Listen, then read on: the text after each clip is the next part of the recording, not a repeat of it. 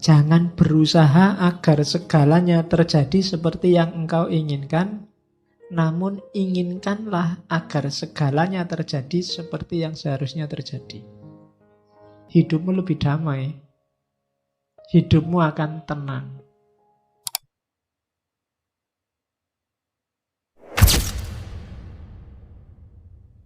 Oke, bismillah. Assalamualaikum warahmatullahi wabarakatuh. Bismillah, kita lanjutkan ngaji kita. Malam hari ini kita ganti sesi. Oke, selanjutnya. Ya, ini katanya Markus lagi. He who lives in harmony with himself live in harmony with the universe. Ia yang hidup harmonis dengan dirinya sendiri akan hidup harmonis dengan alam semesta. Kalau kamu sama dirimu sendiri nggak harmonis, ya kamu nggak mungkin harmonis dengan alam. Kamu sama dirimu sendiri nggak damai. Nggak damai itu bisa pikiran sama perbuatanmu beda. Bisa antar pikiran kamu nggak jelas antara ya dan tidak. Itu namanya nggak harmonis. Pingin mutusin apa tapi nggak bisa. Pingin A tapi yang terjadi B, itu nggak harmonis sudah. Kalau dalam dirimu sendiri perang terus, ya sudah, kamu tidak akan bisa harmonis dengan alam semesta. Maka harmonislah. Apalagi sama orang lain, sama dirimu sendiri kamu gegeran terus. Gimana sih aku ini, bikin malu aja. Gimana sih aku ini, kan sering gitu kan. Kok bodoh banget ya aku ini tadi. Nah itu kamu sama dirimu sendiri aja gegeran. Apalagi sama orang lain. Maka he who lives in harmony with himself lives in harmony with the universe. Itu Marcus Aurelius. Oke. Ini selanjutnya katanya Zeno. Saya bilang tadi ya di awal, Zeno dari Citium, bukan Zeno dari Elia. Karena nama Zeno itu banyak. Ada yang menganalisis dia satu akar kata sama Zen. Tapi nggak tahu juga. Ya memang ada kata-kata Zenonya, Zennya. Kalau yang nonton kartun Dragon Ball juga ada Zeno sama. Ya, yang nonton Dragon Ball Super itu. Ya, itu yang paling jagoan di antara jagoan itu. Padahal kecil. Oke, yang nggak suka kartun nggak ngerti mesti. Terus tidak ada ini katanya, yang bisa mengusik kebahagiaan orang yang makomnya sudah wise, sudah bijaksana. Orang bijaksana itu tidak bisa sumpek. Kenapa? Tidak ada yang bisa mempengaruhi dia. Dia sudah kokoh. Uraiannya begini, misalnya. Anggap apa yang paling bikin kamu tidak bahagia? Wah, saya nggak bahagia karena nggak lulus-lulus. Saya nggak bahagia karena kan banyak itu kamu munculkan di pikiranmu. Terus kamu galau. Kuncinya sebenarnya sederhana. Kamu jadi galau karena macam-macam tadi, karena kamu pedulikan semua itu. Cara paling gampang menghadapi itu semua, nggak usah dipedulikan. Nggak usah dimunculkan di pikiranmu, selesai. Pak, tesisku lho Pak, ndak dadi-dadi. Lah salah mbok pikir terus. Emangnya nek mbok pikir terus tesismu jadi tiba-tiba, kan enggak? Iya kan? Ya udah dikerjain aja tanpa harus galau. Wah ya memang satu-satunya jalan dikerjain. Ngapain energinya double, satu buat ngerjain, satu buat galau. Ya kerjain aja, enggak pakai galau. Yang bikin galau kan karena kamu tampilkan sendiri di pikiranmu, terus kamu sumpekkan dirimu. Kamu sumpekkan sendiri dirimu. Itu yang kuncinya sehingga kamu sumpek hidupmu. Wah ini ndak bisa Pak. Saya mikir nggak ketemu jawabannya. Ya sudah, kalau nggak ketemu ngapain dipikir terus? Wong ndak bisa ketemu jawabannya. Ya sudah, kalau bahasa fikihnya mauquf aja. Kalau ada masalah mauquf, ndak bisa dijawab, selesai. Nggak usah dipikir terus. Wong dipikir jelas-jelas kamu ndak bisa jawab kok. Biarin aja. Nah, Jadi kuncinya apa? Biar kamu nggak sumpek, nggak usah dibikin sumpek. Kalau nggak bisa dikerjain, ya nggak usah dikerjain. Kalau bisa, ya kerjain semampumu. Kan cuma itu dok rumusnya. Jadi orang yang bijaksana itu nggak bisa sumpek. Makanya kalau diilustrasikan film-film itu bagian tokoh yang bijaksana kan mesti senyum terus. Nggak pernah merengut karena nggak ada yang bikin dia sumpek. Nggak bisa ya sudah, memang nggak bisa. Oke. Jadi yang bikin kita galau ternyata apa? Ya penilaian kita sendiri. Yang bikin kamu nggak bahagia dirimu sendiri. Cuma itu. Jadi tidak ada yang bisa mengusik kebahagiaan orang yang bijaksana. Orang bijaksana biasanya stabil, tenang, tidak gampang terpengaruh. Karena dia sudah ngerti porsi-porsinya. Oke, terus. Nah, katanya Markus lagi. Reject your sense of injury and the injury itself disappears. Tolaklah rasa sakit itu, dan rasa sakit itu akan hilang. Jangan mau lama-lama sakit. Patah hati misalnya, kasih waktu aja secukupnya. Atau tolaklah. Diputus sih diputus. Nggak pakai sakit sih ya biasa aja. Kemarin berdua, sekarang sendiri. Kan cuma itu aja situasinya. Kalau kamu nggak mau sakit, nggak akan sakit. Hanya kamu mau sakit sih. Akhirnya dipikir-pikir sendiri, dibikin-bikin puisi sendiri, dibikin terus. Jadi terus kamu sumpek sendiri.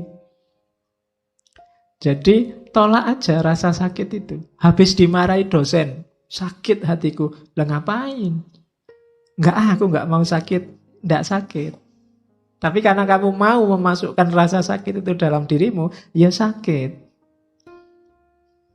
Jadi reject your sense of injury and the injury itself disappears.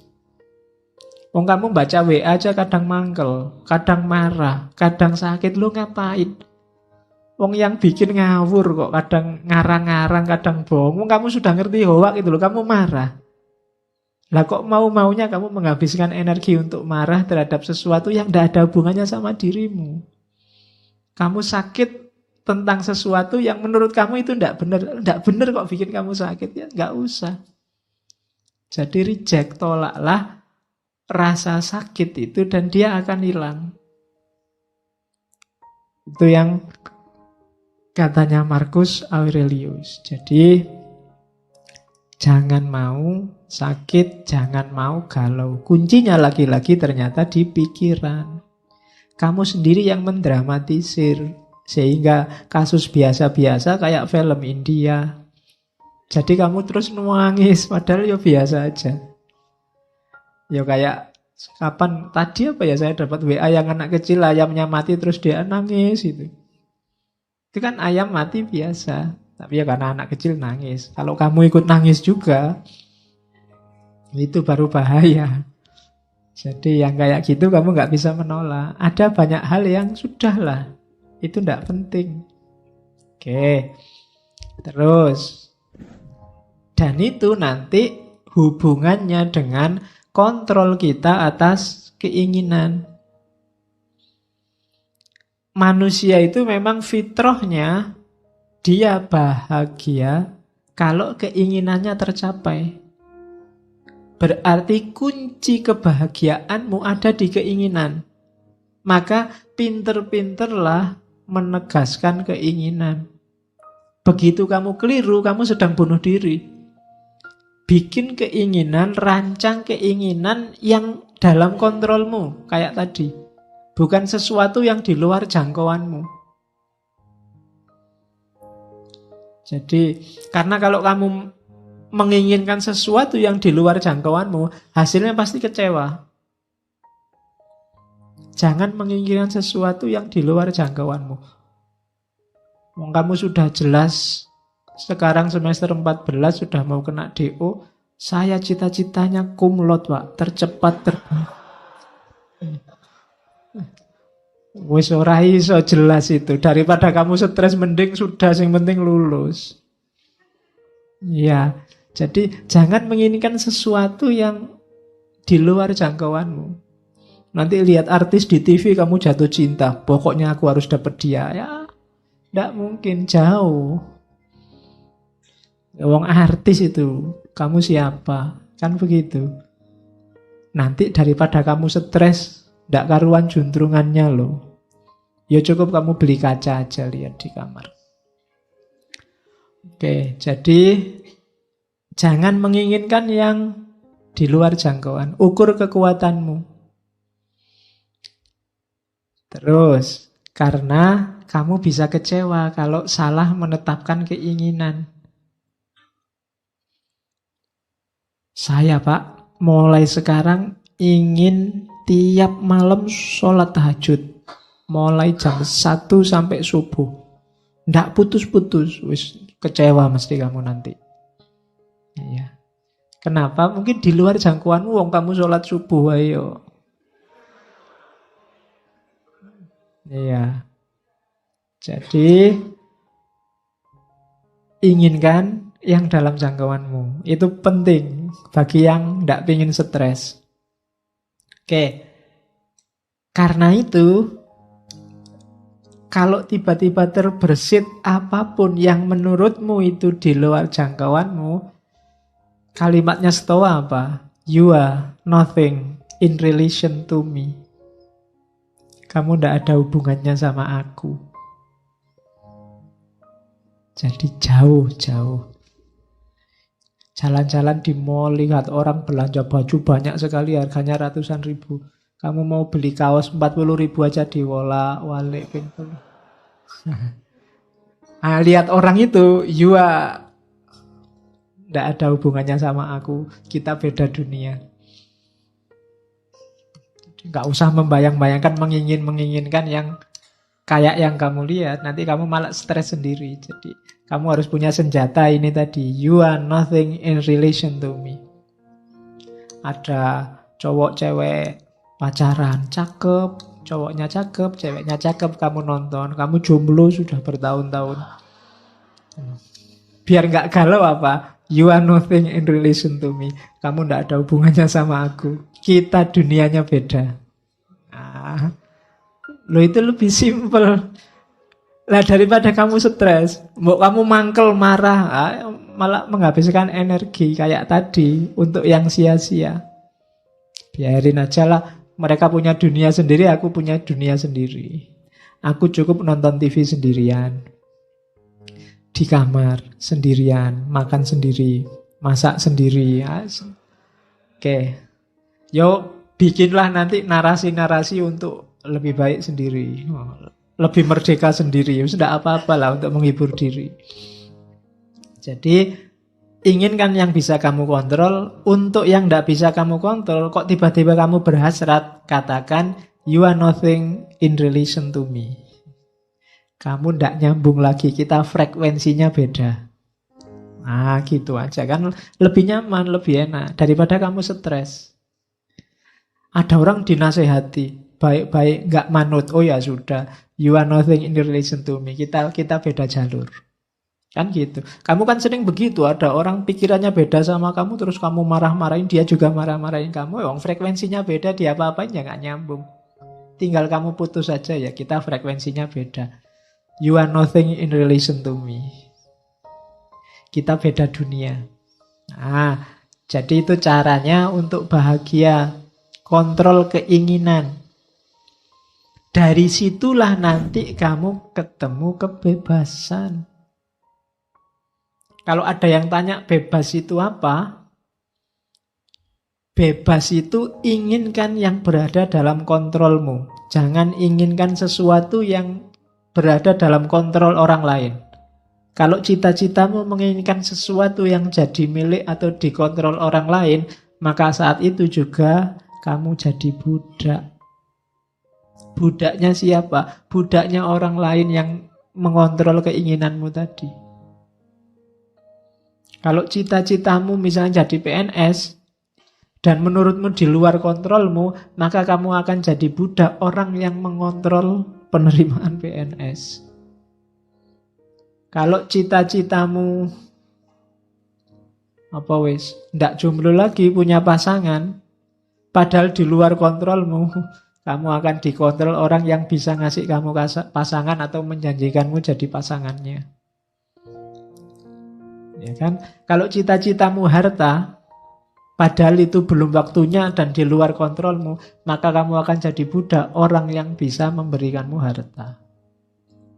Namanya jadi nggak bebas. Maka kalau kamu ingin bebas yang sejati, inginkan yang hanya dalam kontrolmu saja. Yang di luar kontrolmu nggak usah diinginkan. Jangankan di luar kontrolnya orang lain, di luar kontrolnya Allah pun jangan ditagih-tagih ya Allah kok dulu aku anaknya orang desa, mbok aku anaknya presiden apa anaknya menteri. Ya kalau kamu yang diinginkan itu, kamu jadi tidak bebas. Kebebasan itu inginkan yang dalam kontrolmu. Jangan nagih sesuatu yang di luar kekuasaanmu. Dan kamu nggak dosa kok kalau hanya menginginkan yang dalam kontrolmu. Nggak apa-apa, wong kekuasaanmu cuma itu. Agama kan mengajarkan begitu. Kalau kamu sholat nggak kuat berdiri, ya duduk. Nggak usah iri dengan orang yang bisa berdiri. Yang berdiri juga begitu. Jangan iri, enak ya itu sholatnya duduk. Kalau pengen sholat duduk, sakit dulu. Kan begitu. Masing-masing punya jatahnya sendiri-sendiri. Ya mungkin jatahmu sekarang masih jomblo, yang lain jatahnya sudah punya pasangan, itu biasa. Jadi tidak harus menginginkan yang di luar kuasamu. Kecuali janjane sudah dalam kuasamu, kamu nggak jomblo lagi. Tapi kamu milih jomblo, wah itu rasa dhewe nanti. Iya, kamu akan galau mesti. Harusnya kamu ambil, tidak kamu ambil.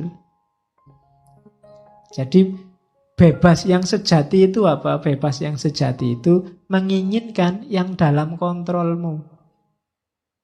Bukan yang di luar kontrol. Mari kita demo biar Donald Trump gak jadi presiden Amerika lagi. Kejauhan. Hasilnya mesti stres.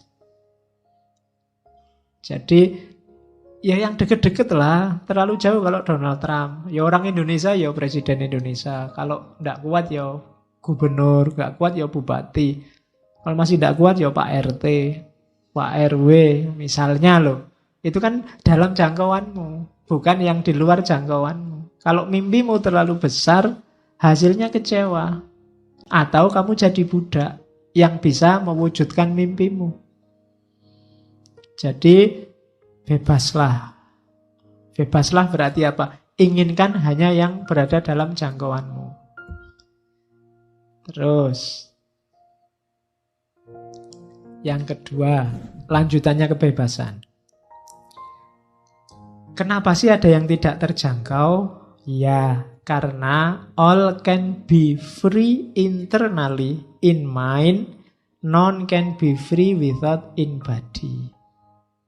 Kita itu akal sih bisa bebas. Cuma mewujudkan isinya akal itu tidak bebas. Kamu mikir apa saja kan bisa, boleh. Tidak ada sanksinya malah. Satu-satunya yang bisa bebas murni itu kan cuma mikir, akal.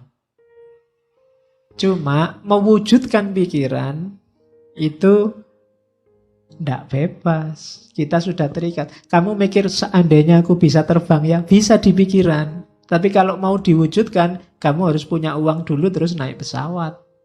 Tidak bebas. Kalau nggak punya uang, ya tidak bisa. Kamu bisa terbang. Ya, kamu loncat dari atas gunung, ya terbang sebentar. Terus wassalam. Ya kan? Can be free, kita nggak bebas. Kalau mau diwujudkan, tidak bebas sudah. Pak, saya ingin jadi presiden, bebas. Begitu ingin mewujudkan, itu baru tidak bebas. Macem-macem sudah halangannya, nggak sesederhana mikir. Makanya dulu pernah saya bilang, kebebasan yang sejati bisa dalam pikiran. Dalam hidup sehari-hari, halangannya banyak. Macem-macem, in body. Mungkin kamu sumuk, pinginnya segera kayak gini, pingin nyopot baju, terus kipas-kipas. Seneng ini sudah. Tapi kan begitu banyak orang di sini kan kamu nggak bisa. Kalau kamu nyopot baju di sini, Yang lain mesti bubar, baunya. Lo kan tidak bebas kan kamu nyopot baju akhirnya. Kenapa ada yang lain? Tapi di pikiran tadi kamu bebas. Menginginkan itu kan dalam pikiran. Bebas, kamu bisa. Kalau sekedar menginginkan bisa apa saja. Tapi kalau kamu tidak hati-hati, ketika keinginan ini kamu wujudkan, kamu akan dicegat oleh banyak sekali halangan. In body, realitas sehari-hari. Jadi rumusnya di situ.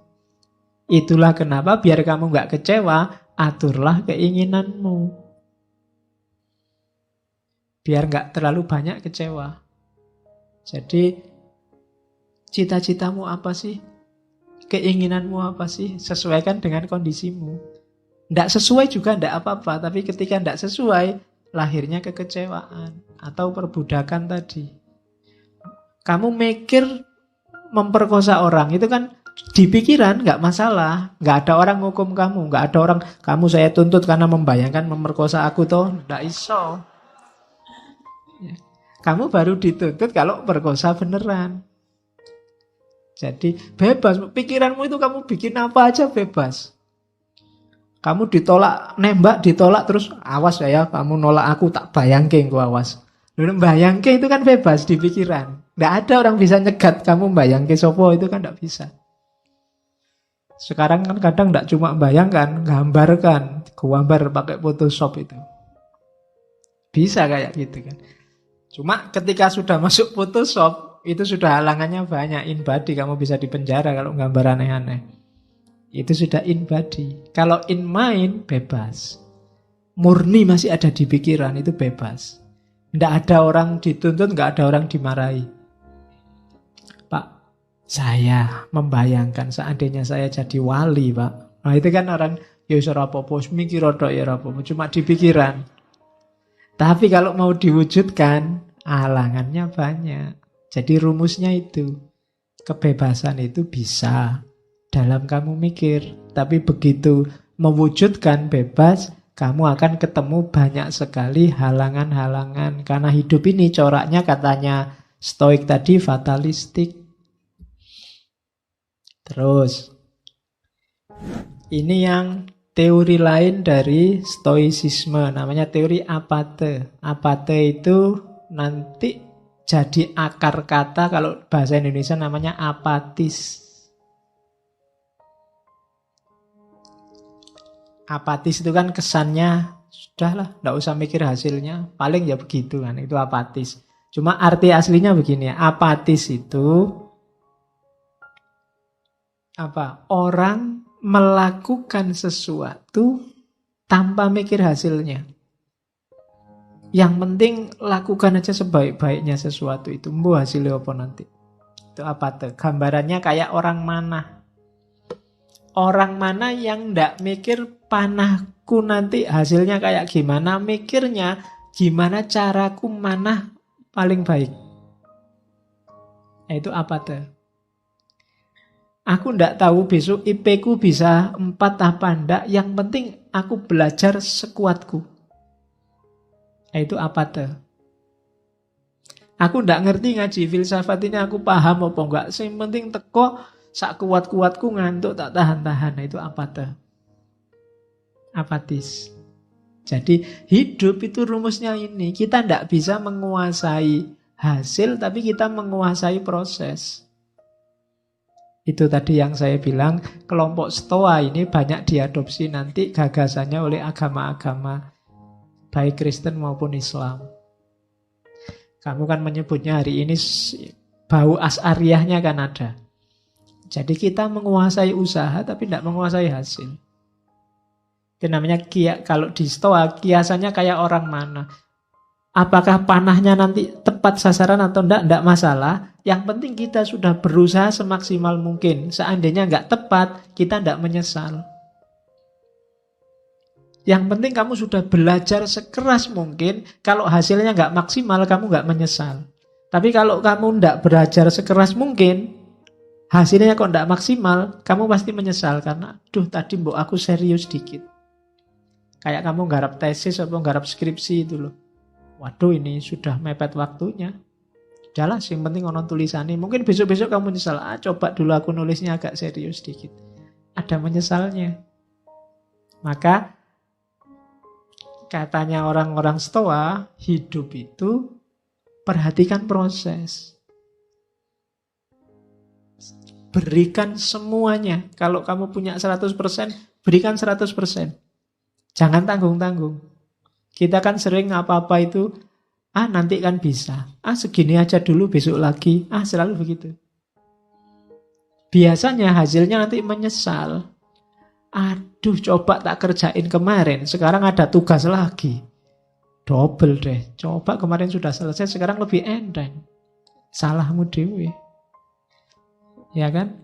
Aduh, bolak-balik tugas, nambah lagi. Yang kemarin aja belum nih. Padahal yang kemarin waktunya banyak. Karena kemarin kamu tidak ngasih 100%, sekarang kamu dituntut 300%.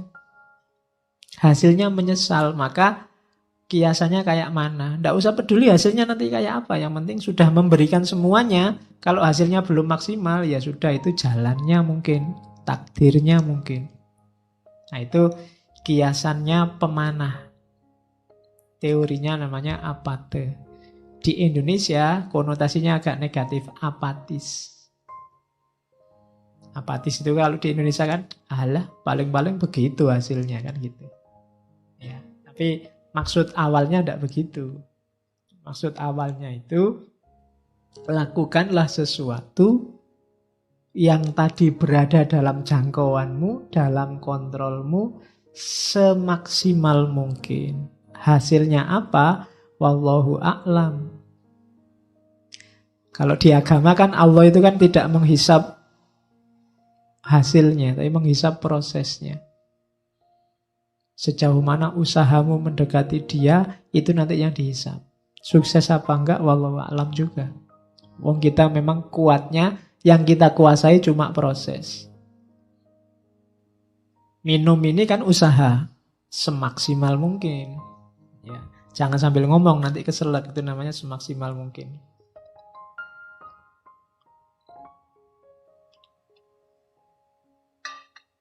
Kalau bisa minum, mungkin minum tak tahan-tahan, nanti saja.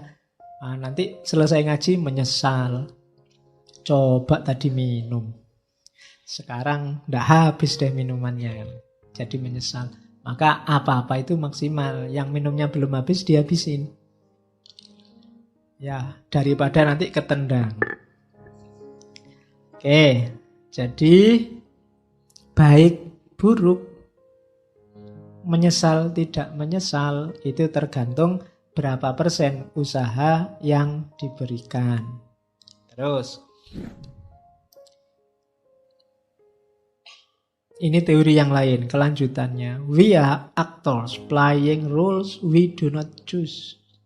And our duty is to play them as best we can, knowing that our fate is part of which larger order.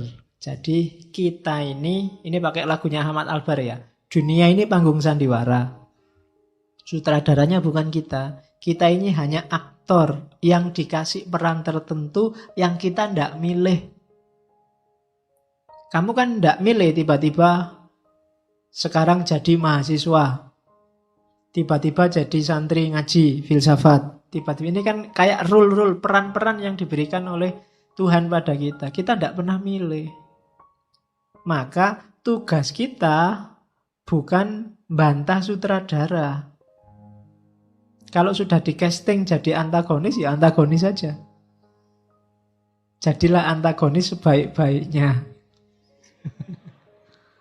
Ya, lo itu maunya begitu memang ya. Antagonis terbaik itu maksudnya ya play them as best we can. Apa ya kamu di casting jadi antagonis kan begitu. Kenapa? Karena kita ini bagian kecil dari mesin besar. Kalau kita nggak main sebaik-baiknya, mesin besar ini akan kacau. Jadi santri, jadilah santri yang baik. Jadi guru, jadilah guru sebaik-baiknya. Jadi adik, jadilah adik sebaik-baiknya. Jadi kakak, jadilah kakak sebaik-baiknya. Maka mesin hidupmu akan bagus, normal, produktif. Jangan setengah-setengah. Jadi mahasiswa setengah-setengah. Jadi guru setengah-setengah. Jadi kakak juga setengah-setengah. Ya hasilnya tidak bagus. Mesinmu tidak akan muter dengan bagus. Kita itu bagian, kalau kamu jadi kakak yang bagus, adikmu jadi adik yang bagus, ibumu ibu yang bagus, ayahmu ayah yang bagus, keluargamu jadi keluarga bagus. Produktif. Pemimpinnya harus bagus, rakyatnya juga harus bagus. Tidak bisa salah satu. Yang penting kan kuncinya pemimpin. Loh, sebagus-bagusnya pemimpin, kalau rakyatnya kacau, ya tetap kacau. Karena ini organisme besar. Bahkan organisme besar ini tidak sekedar keluarga, tidak sekedar negara, tapi alam semesta. Jangan dikira chaosnya Suriah itu ya Suriah saja. Imbasnya pasti ke Indonesia. Buktinya banyak Indonesia yang ketut masuk ke sana. Jangan dikira gegerannya apa hari ini. Korea Utara sama Malaysia itu urusan mereka saja. Kalau benar terjadi perang, imbasnya pasti ke sini. Wong kita ini mesin besar kok. Israel sama Iran misalnya perang, terus dua-duanya mengeluarkan nuklir. Yang kiamat bukan cuma Israel sama Iran. Ya sak dunya rusak kabeh. Karena kita organisme besar. Kalau kamu maki-maki orang misalnya, itu kan kamu tidak berperan yang bagus. Jangan dikira jeleknya kena kamu saja. Wong kamu itu bagian dari organisme besar. Keluargamu mungkin kena, kuwi anake sapa nek ngomong kaya ngono kuwi. Murite sapa lho, gurunya kena. Candi kuwi, daerahmu kena. Iya kan? Jadi jangan dikira urusannya cuma sama dirimu. Kita ini sekrup kecil dalam organisme besar. Maka jalankan peranmu sebaik-baiknya.